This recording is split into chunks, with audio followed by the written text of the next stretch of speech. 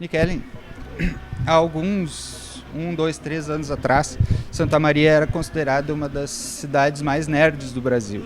Né? Não sei ainda se é, estou voltando faz pouco tempo. Mas a gente tem, e agora isso está começando a aparecer cada vez mais, que são os autores locais, né? Se movimentando, se juntando e publicando e participando de feiras e saindo de Santa Maria. Né? Eu queria, antes de falar do teu trabalho, eu queria que tu me desse o teu parecer, né, sobre esse fato, né, que é interessante, porque a gente tem visto, né, os meninos ali, por exemplo, no CCXP, enfim. Queria que tu falasse um pouco sobre essa movimentação da literatura, né, fantástica ou ficção mesmo, produzida aqui em Santa Maria. Bom, eu acho que a gente teve um aporte muito interessante, assim, digamos, na nossa geração em função da internet. Porque com a internet a gente consegue alcançar um maior número de leitores, a gente consegue que a nossa produção saia, né, desse nível local, consegue mais contatos também com outros artistas, escritores, ilustradores de outras regiões do país. E isso tudo dá uma visibilidade maior para o nosso trabalho do que se teria um período antes da internet, né? Hoje já é uma coisa quase indissociável do trabalho do escritor, estar em contato com produtores de conteúdo, com as redes sociais, interagindo, porque é o que o leitor quer, né? O leitor quer também essa proximidade, poder chegar perto, poder conversar, poder trocar, poder saber um pouco de como é que o escritor vive, o que ele está defendendo, quais são, né, a forma dele estar. Então a gente está num período em que tem essas novas possibilidades. Elas ainda não são ideais, né? Acho que a gente ainda tem uma cultura muito centrada no centro do país, mas de qualquer forma nos permite pelo menos existir, né? E a partir daí começar a produzir numa quantidade de trabalho significante. No caso de Santa Maria, a gente tem um celeiro, né, que envolve a Universidade Federal e todas as outras instituições de ensino superior que estão focando quase sempre na possibilidade de criar gente capaz de produzir arte, conteúdo, né, das mais diferentes formas. E agora a gente tem uma via de escoamento, né? Digamos que a nossa ferrovia em direção, né, a outros centros que possam nos ler, nos pensar, nos conhecer. Eu fiz uma pesquisa dos livros mais vendidos, né, e dos autores locais em 4 livrarias, tá? Na Mente, na Atena, na Santos, ou foi nessas 3? E na CESP. Nessas, dos autores locais, o Padre Lauro foi o que vendeu mais, né? Outro tinha um livro mais técnico de uma pesquisa de doutorado, outro de poemas, e o resto todo, entre os 10, os mais vendidos foram os livros de vocês, né? O teu livro aqui, ou aqui ou na Livraria Santos, foi um dos mais vendidos. Né? Tá. Então foi aqui, né, que deu até um empate técnico assim, entre os mais vendidos. Como é que é isso pra ti, assim? Tipo, é surpreendente, te surpreende de certa forma ou não? Um pouco sim, né? Eu acho que aí tem uma coisa de Santa Maria, né? Santa Maria ainda tem essa coisa de que o local não é tão bom, mas isso não é Santa Maria, vamos lá, é todo mundo, né? Casa de Ferreiro, Espeto de Pau, então o pessoal não valoriza muito por essa questão de, mas essa aqui está aqui qualquer hora eu posso ler, a qualquer hora eu posso chegar nela, e a gente acaba saindo, né, um pouco também por conta disso. Mas eu acho muito legal porque mostra que a gente tem uma contra-onda aí, né? Uma onda de pessoas que dizem, não, o que a gente está produzindo aqui é muito bom, é legal, então a gente tem que valorizar, tem que ler, tem que né? Tem que mostrar que é bom e falar sobre isso. Eu achei muito legal, assim, eu gostei muito, porque foi uma obra que levou um tempo, um trabalho, assim, a gente gosta, isso na verdade a gente fala de mais vendido, mas a gente está pensando em mais lido, né? Para o escritor, a leitura é o grande presente, é o grande ganho que a gente tem, né? É saber que tem gente lendo o trabalho e curtindo, gostando. Ontem mesmo eu recebi um WhatsApp, essa coisa de estar próximo, né? De uma pessoa daqui dizendo, terminei chorando o livro. Né? Faz muito tempo que isso não me acontece, de eu me emocionar assim. Então é muito legal, é muito gostoso ter esse feedback também tão próximo.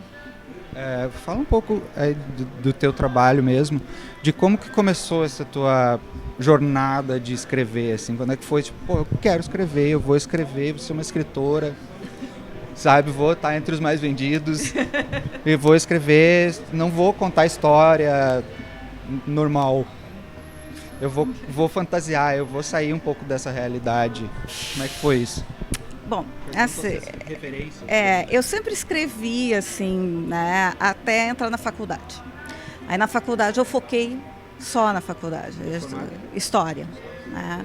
Faculdade, mestrado, eu não pensava em outra coisa, eu só pensava nisso, só lia isso. Né? Mas a escrita sempre foi uma coisa muito importante para mim. Eu já tinha feito cursos de escrita, mas chegou um ponto que foi justamente isso. Eu não funcionava com a literatura realista. E aí eu meio que desisti. Não vou escrever, não vou ser escritora, porque a literatura realista não me resolve. E aí foi durante o doutorado. Era uma forma de espairecer. Eu lia livros infanto-juvenis ou de fantasia e comecei a escrever fanfic nas horas vagas. E ali, acho que pelo segundo ou terceiro ano de doutorado, aquela época que a gente entra em crise, né? Não sei nada, não quero fazer isso, não sei o quê. Eu digo, não, quer saber de uma coisa? Eu vou terminar o doutorado, mas eu quero ser escritora.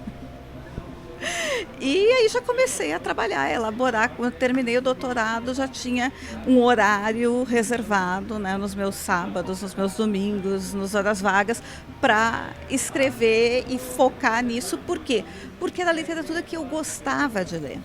E eu percebi que o que eu não conseguia produzir era uma literatura que a crítica poderia gostar, mas que não era o que eu estava com vontade de ler.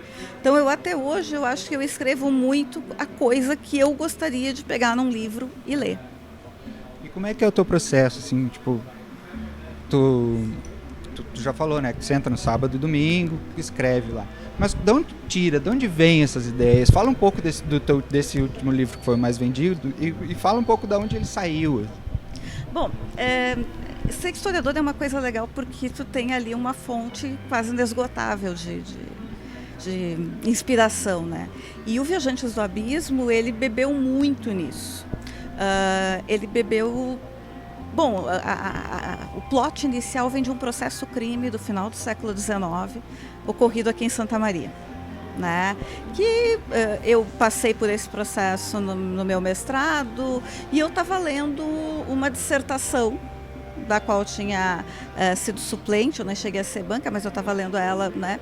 E não, mas isso aqui, se eu modificar aqui, modificar ali, e aí vem isso, assim, é esse processo de pegar uma história e torcer ela de forma. Eu sempre digo que a literatura fantástica, ela não é escapista, como as pessoas muitas vezes pensam, ela é apenas um esticamento do real. Você pega o real e estica até de forma que ele fique tão visível, tão absurdo, que as pessoas têm que se dar conta de que ele está ali.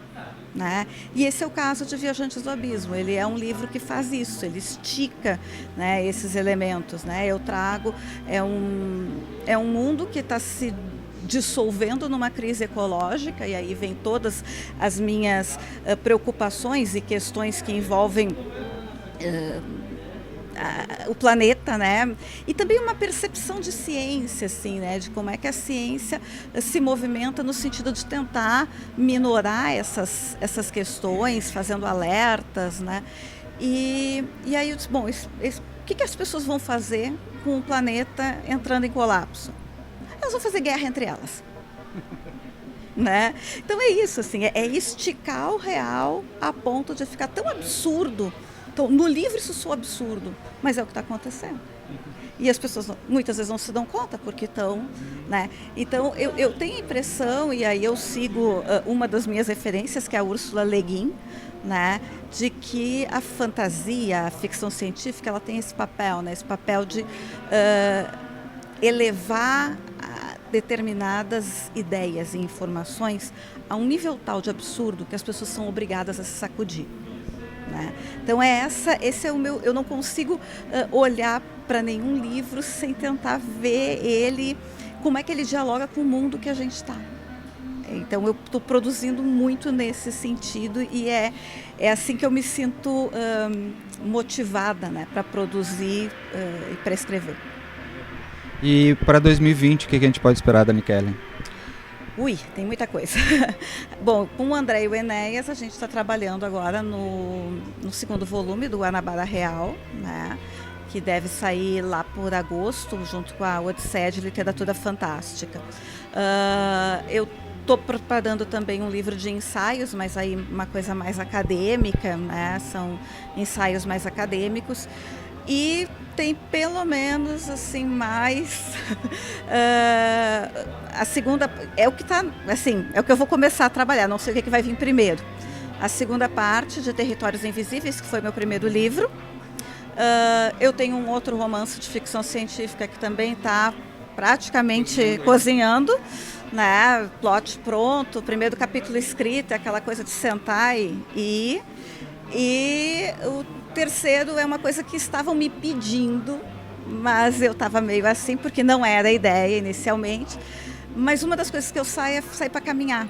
E caminhar é uma coisa que parece que o mundo chega, né? E eu saí caminhando e quando eu voltei eu tinha o plot para uma continuação de Viajantes do Abismo. Porque já estava assim, o pessoal que foi lendo já estava pedindo que houvesse, né? Não tanto uma continuação, mas explorar o mesmo universo, porque é um universo que ainda tem muito para dar e as pessoas queriam saber mais. Eu digo, bom, então eu acho que eu tenho uma história a mais para contar.